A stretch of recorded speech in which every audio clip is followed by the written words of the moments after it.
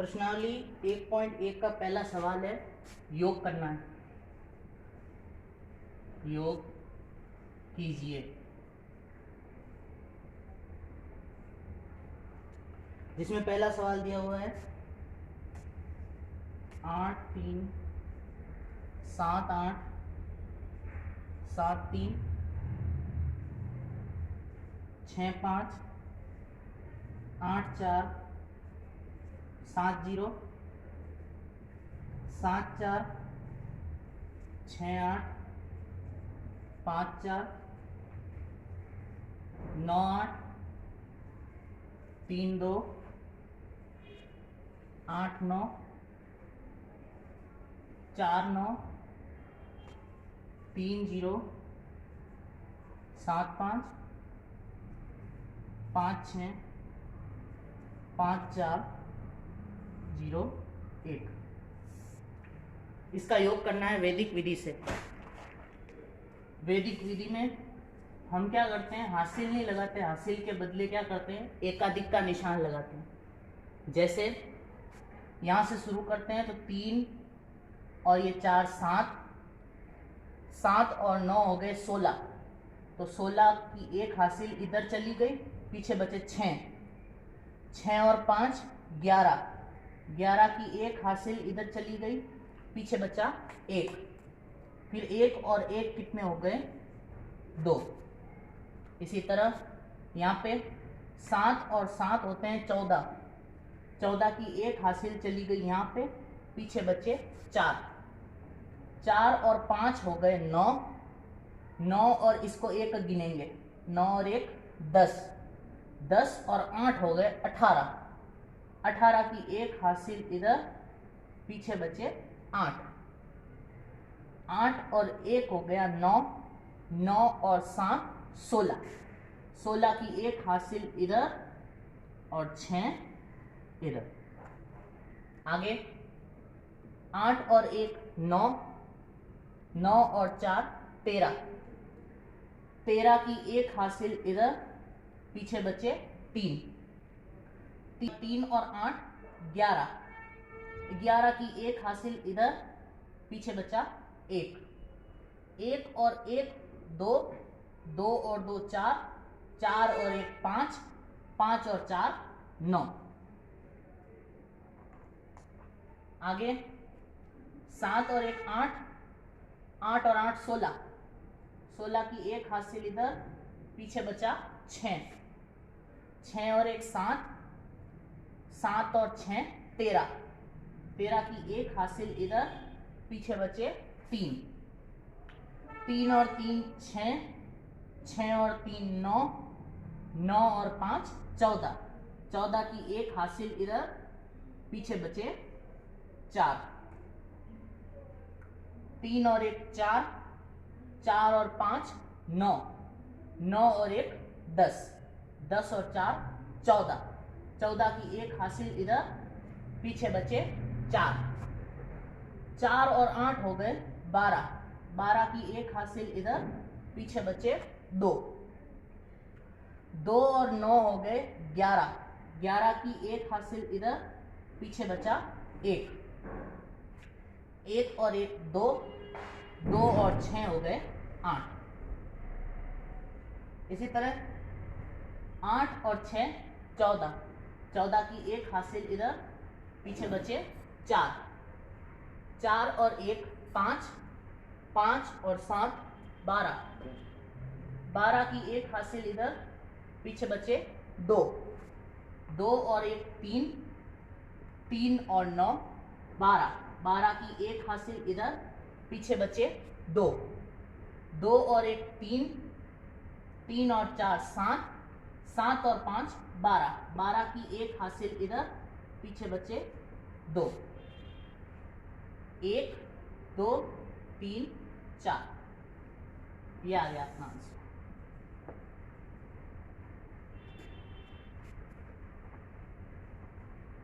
आगे देखो, इसी में योग वाले में दूसरा सवाल है 3 2 9 7 3 6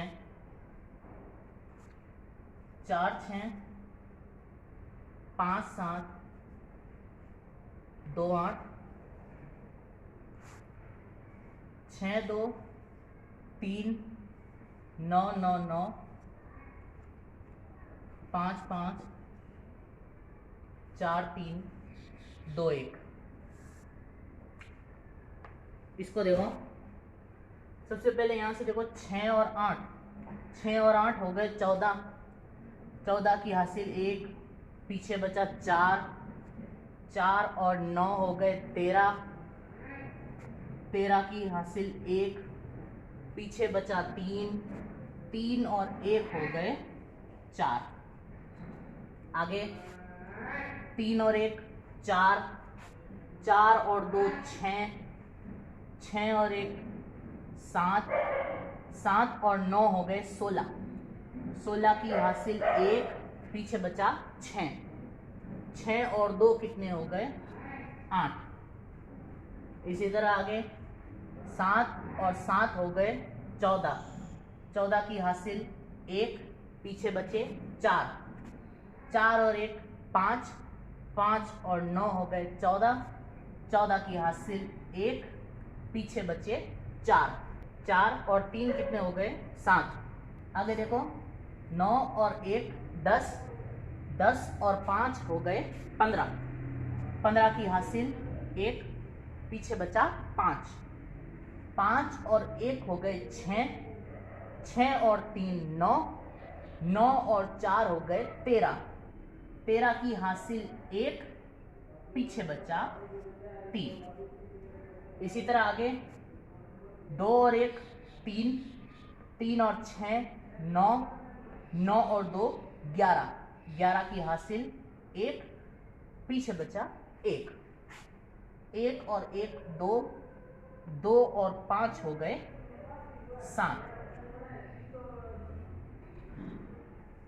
आगे 3 और 4 7, 7 और 1 8, 8 और 6 हो जाएंगे 14, 14 की हासिल 1, पीछे 4, 4 और 5 हो गए 9।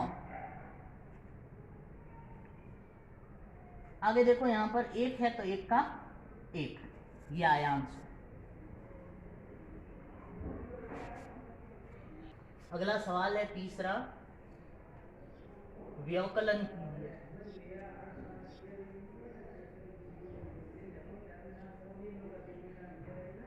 व्यवकलन का मतलब होता है घटाना है। सवाल दिया हुआ है 9 8 3 5 6 -7 0 4 6 7। देखो कैसे करेंगे। 6 में से 7 नहीं जाते क्योंकि 6 छोटी है और 7 बड़ी संख्या है। तो अपन क्या करेंगे, 5 का 1 न्यून कर देंगे, मतलब 5 के पास से हासिल ले लेंगे तो 5 के नीचे 1 पॉइंट लग जाएगा। तो 6 का यहाँ पर कितना हो जाएगा 16, क्योंकि अपन ने क्या किया है 5 के पास से हासिल लिए, तो 6 का हो गया 16। 16 में से 7 गए, पीछे बचा 9। आगे 5 में से 1 कम करना है, 5 के नीचे पॉइंट लगाओ, इसका मतलब 5 में से 1 कम करना है। तो 5 में से 1 कम किया, कितना बचा 4। 4 में से 6 नहीं जाते, इसलिए आगे से हासिल लेंगे। तो यहाँ पर क्या करेंगे, 3 के नीचे 1 न्यून लगा देंगे। अब 3 के नीचे 1 न्यून लगाया मतलब 3 के पास से हासिल ली, तो यहाँ पर 4 का कितना हो गया 14। फिर 14 में से 6 गए तो पीछे बचे 8। इसी तरह 3 का 1 न्यून किया मतलब कितना बच गया यहाँ पर 2। 2 में से 4 नहीं जाते, तो आगे 8 में से हासिल लेंगे तो 8 का 1 न्यून कर देंगे। 8 में से हासिल ली तो यहाँ पर 2 का हो गया 12। 12 में से 4 गए, पीछे बचा 8। इसी तरह 8 का 1 न्यून किया तो यहाँ पर बच गया 7। 7 में से 0 गए, पीछे बचा 7। और 9 में से 7 गए, पीछे बचा 2। आगे देखो, एकाधिकेन पूर्णेन से गुणा करना है। एकाधिकेन पूर्वेण से गुणा। इसमें जैसे 5वां सवाल दिया हुआ है 31 से ही 1/6, 31 से ही 1/6 गुणा 31 से ही 5/6, 31 से ही 5/6। इसको देखो एक बार कैसे करेंगे। अब एकाधिकेन पूर्वेण में क्या होता है, जो समान संख्या होती है उसका उससे एक अधिक से गुणा होता है। जैसे यहाँ पर सेम संख्या कौन सी है, 31 और 31, ये दोनों सेम संख्याएं हैं, तो अपन 31 का गुणा इसके एक अधिक से, मतलब 31 का एक अधिक कितना हो गया 32, 31 का गुणा करेंगे 32 से। और दूसरी साइड जो असमान संख्याएं हैं उनका आपस में गुणा होगा। असमान संख्याएं कौन सी है, एक तो ये है 1/6 गुणा दूसरी कौन सी है 5/6। ये असमान संख्याएं हैं, इनका आपस में गुणा होगा, और जो समान संख्याएं होंगी उसका एक अधिक से गुणा होगा। ठीक है। अब यहाँ पर जैसे अपन 31 का गुणा 32 से करते हैं, तो यहाँ पे 2 एकम 2, 2 तिया 6, 3 एकम 3, 3 तिया 9, ये आ गए 2, 9, 992। और उस तरफ 5 का गुणा 1 से किया तो 5 एकम 5 बटा 6 का गुणा 6 से किया तो 6 6 36। तो आंसर अपना कितना हो गया 992 से ही 5/36 आंसर। क्या करना है, समान संख्या का गुणा उसके एक अधिक से करना है, और दूसरी तरफ असमान संख्या का गुणा करना है। जो आंसर आता है फिर उसके बीच में से डंडी हटा के ऐसे का ऐसा लिख देना है।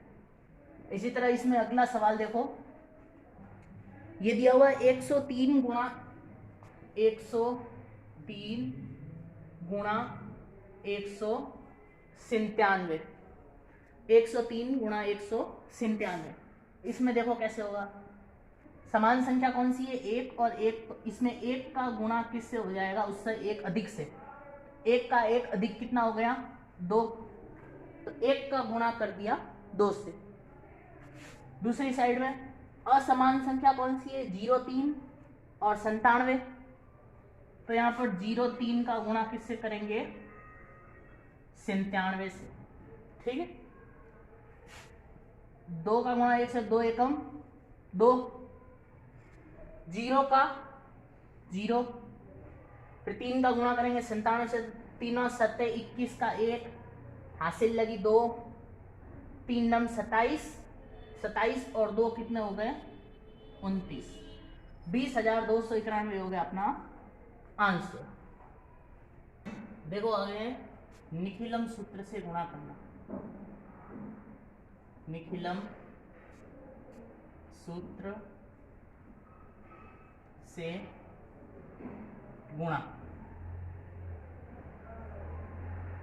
इसमें जैसे 7वां सवाल है 54 गुणा 56। 54 का गुणा किससे करना है 56 से करना है। तो निखिलम में सबसे पहले अपन को 2 चीजें पता होनी चाहिए, एक होता है आधार, एक होता है उपाधार। आधार और उपाधार।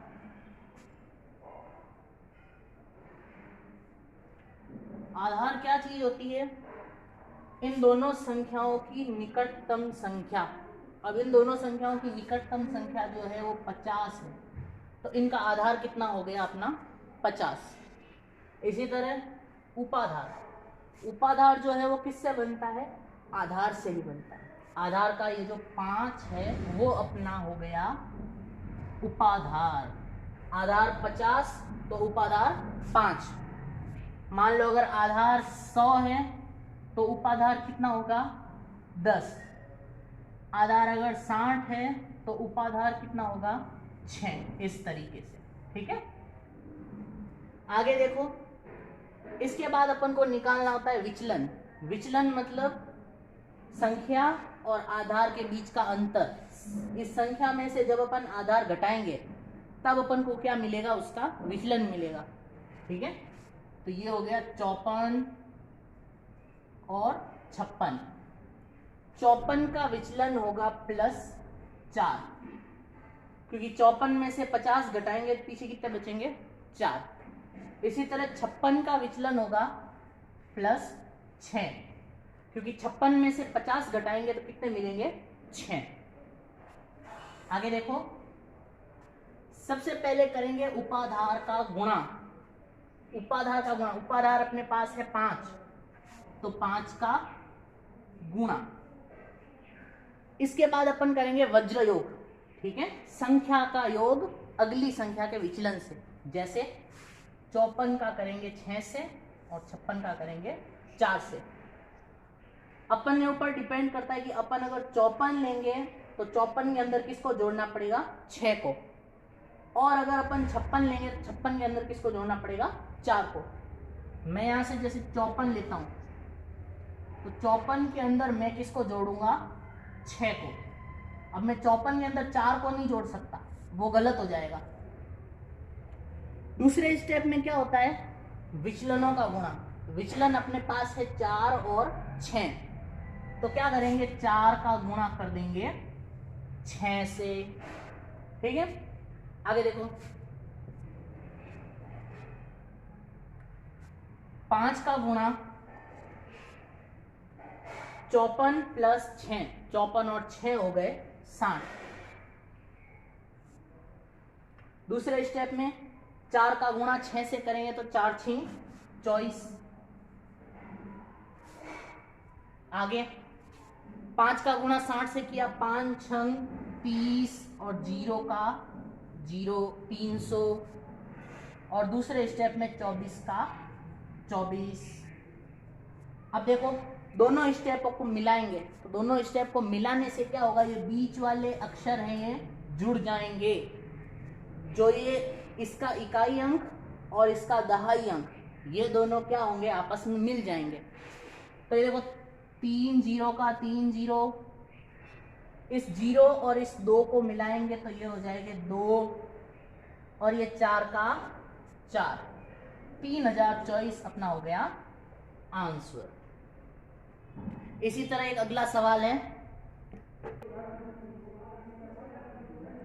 108 × 112।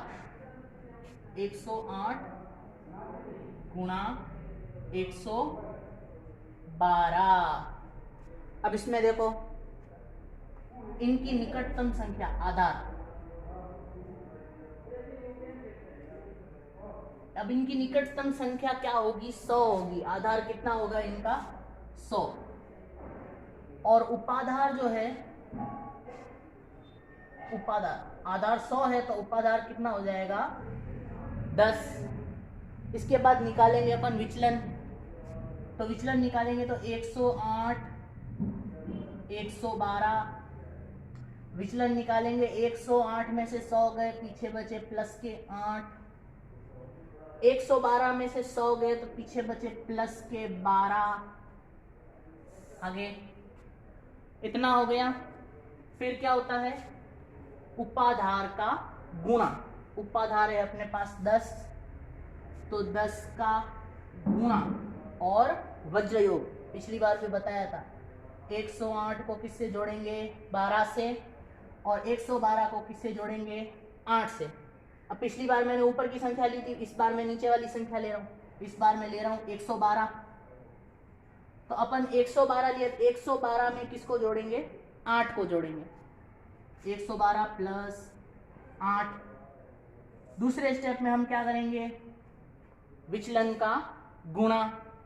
ये हो जाएंगे 8 × 12। आगे देखिए,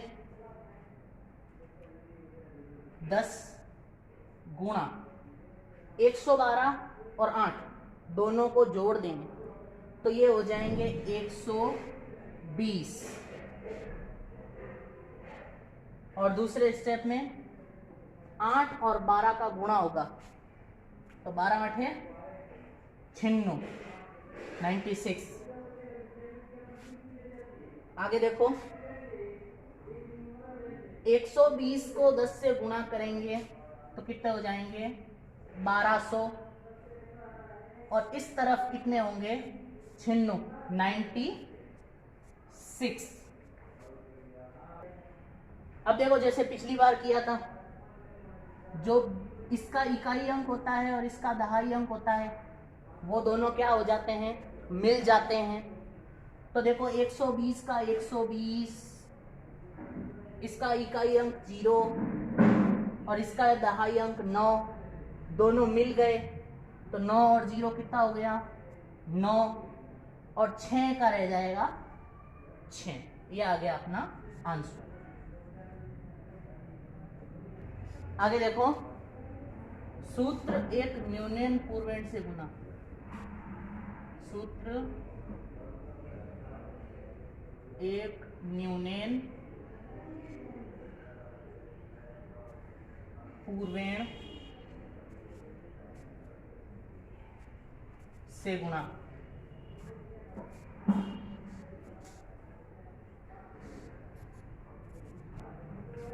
इसमें जैसे नम्मा सवाल दिया हुआ है 1.1 का 137 गुणा 9999। ये जो है ये सबसे सिंपल विधि है। इसमें देखो क्या करना है, इसमें 2 स्टेप बनेंगे, पहला स्टेप और दूसरा स्टेप।